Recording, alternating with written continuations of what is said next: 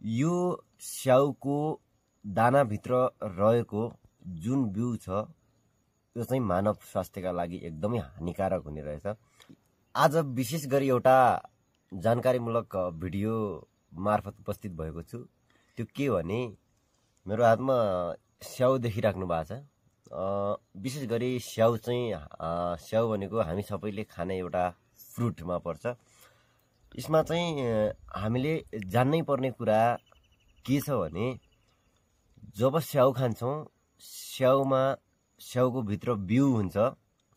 यो स्याउको दानाभित्र रहेको जुन बिउ छ यो चाहिँ मानव स्वास्थ्यका लागि एकदमै हानिकारक हुने रहेछ। यसमा स्याउको बिउमा विशेष त एमिगडालिन भन्ने एउटा हर्मोन एसिड भन्छ जसलाई, त्यो पाउने रहेछ।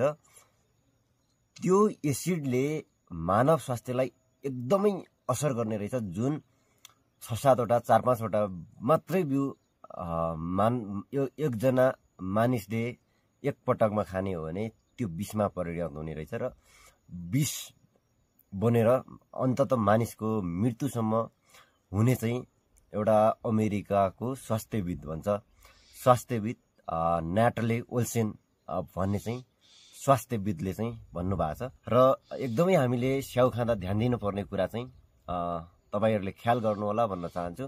मैले चाहिँ यो किन बनाए भन्दाखेरि तपाईलाई सामान्य जानकारी होस्। कतै न कतै हामीले स्याउ खाँदा चाहिँ स्याउको दानाभित्र रहेको बिउ पनि खाने गर्छौं। त्यो चाहिँ कतै हाम्रो चाहिँ स्वास्थ्यलाई असर नगरोस् भन्ने किसिमले चाहिँ यो भिडियो बनाए।